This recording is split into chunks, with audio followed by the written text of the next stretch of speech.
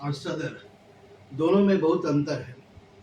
सदन मतलब लोकतंत्र का मंदिर, भारत की सबसे ऊंची जगह, जहाँ पर 1 अरब और 40 करोड़ लोगों का जिंदगी का फैसला होते रहता है।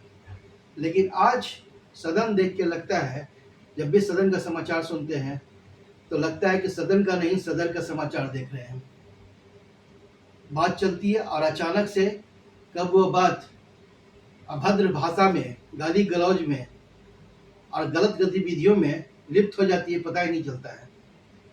तो हमारे देश की एक मर्यादा है, एक नाम है, और हमारे नेता जिसको कि देश की जनता अपना प्रतिनिधित्व चुन करके अपने कल्याण के लिए, देश के कल्याण के लिए, देश की उन्नति के लिए भेजती है, अपने दुख को मिटाने के लिए भेजती है, वो वहाँ पर बैठ करके गाली गलौज, अभद्र व्यवहार और कई तरह की इस तरह की बातें करते हैं।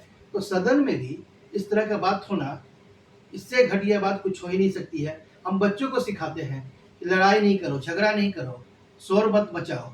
ये सब लड़ना झगड़ना गलत बात है, एक दूसरे की बुराइयां निकालना गलत बात है। आप सदन में बैठते हैं लोक कल्याण के लिए, देश के कल्याण के लिए, देश की उन्नति के लिए, तो आप बात करें देश की उन्नति की, जो हो रहा है आगे बढ़ने की बात करें।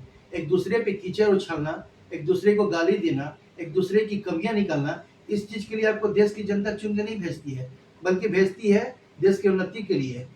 बाकी आप सब समझ ही रहे हैं। तो सदन और सदर में अंतर, सदर में भी होता है ना कि अपने सामान की बिक्री के लिए, उसकी बड़ाई के लिए हो हल्ला होता है, और सदन में तो सिर्फ एक दूसरे की बुराई के लिए हो हल्ला हो रहा है, जो कि बहुत गलत है। इसका प्रभाव पूरे देश पे पड़ता है। यही नहीं, ये हमारा देश का न्यूज, जो हमारा समाचार है, दूसरे देशों में भी देखा जाता होगा, तो हमारे देश का क्या वहाँ पे जो बनता है इम्प्रेशन, कितना खराब बनता होगा कि देखिए भारत हिंदुस्तान देश का यहाँ पर किस तरह से सदन में नोक झोंक चल रही है, गाली गलौज चल रहा है।